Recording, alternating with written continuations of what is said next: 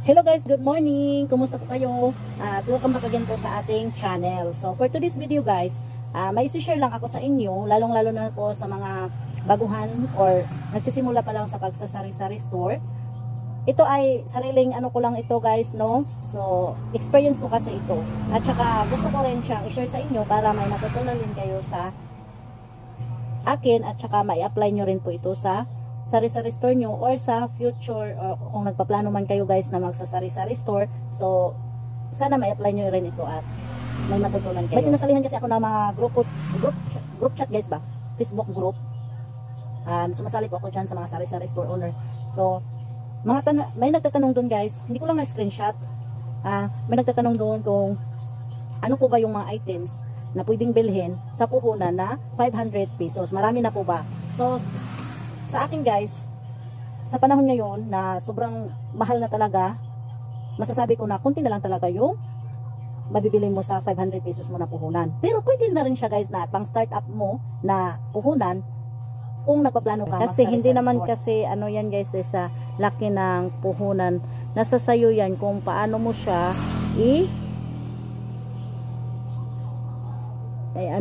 yung i-manage yung store mo ba, kung nasa sayo na yan kung paano mo paikutin yung puhunan mo. Kasi marami naman po kasi guys na malaki yung puhunan nila pero hindi rin nagtagal, o diba? At meron namang maliit lang yung puhunan pero tumagal. Nakadepende na rin yan sa iyo, na ikaw ang may-ari, kung paano mo siya paikutin, paano mo mapaikot yung puhunan mo. So balik tayo guys dito sa 500 na puhunan. Nag-try ako guys na bumili ako dito lang sa wholesaler guys sa amin. Kasi may malaki ditong tindahan at saka wholesale and retail yung presyo nila. Pwede sila mag-wholesale, pwede rin mag-retail. Kaya dito na lang ako bumili guys kasi kunti lang naman, 500 pesos lang yung dala kong pera, kaya kunti lang yung binili ko. Pakunti-kunti lang, every items ay 2 piraso lang, 3 piraso, ayan.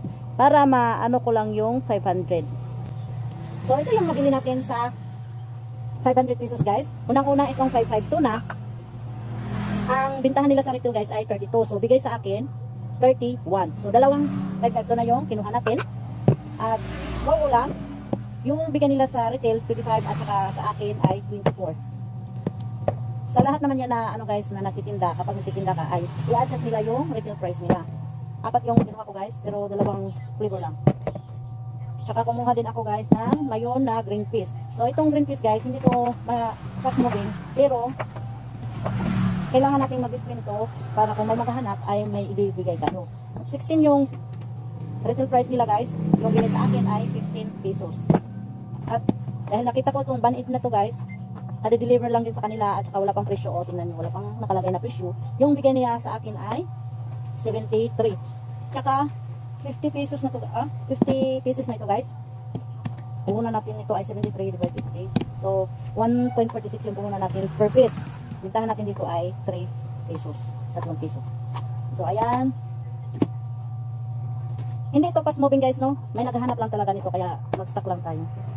At saka itong 50 fry guys, 3 piraso lang din yung kinuha ko. Bigay nila sa akin ay 18 pesos. Kaya 3 yung kinuha natin.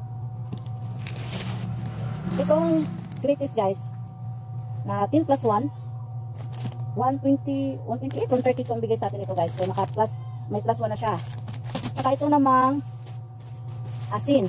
5 kilos yung binili natin. Yan, 5 kilos ito guys. Lahat. 10 pesos yung bigay sa atin per kilo. Retail nila doon ay 11 pesos per kilo. So ito lang yung nabili natin guys sa puhunan na 500 pesos. Kunti lang talaga guys. Pero kung nagsisimula ka sa pagsasari-sari store, maganda rin naman na magkapuhunan tayo. Kahit ganito lang yung puhunan natin guys, 500, may mabibili na tayo at masisimulan natin.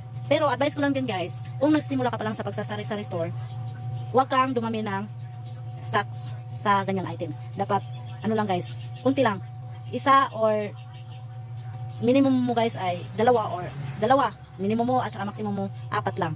para kung hindi siya mabenta guys, at least kunti lang yung puhunan na ma-stock sa'yo. May stock sa ganyang produkto, hindi masyadong malaki. Kasi kung malaki na siya guys, hindi mo na marurulin yung capital mo.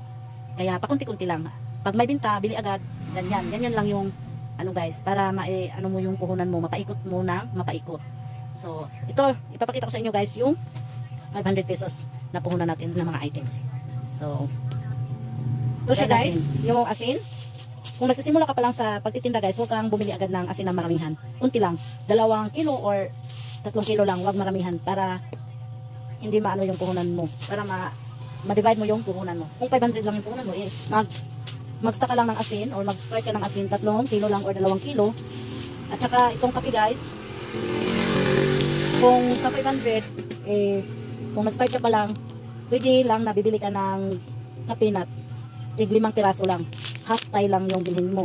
At saka, itong Band-Aid guys, kung nagsisimula ka pa lang sa pagsasari-sari store, huwag mo muna itong isama. Kasi, hindi to fast moving, at saka malaki ang puhunan, hindi mo maano yung 500 pesos mo. Bili ka lang ng items na sa tingin mo ay mabibili ka agad. Ito naman crispy fry guys, pwede kung sisimula ka pa rin, mag-stock ka lang ng 2 piraso.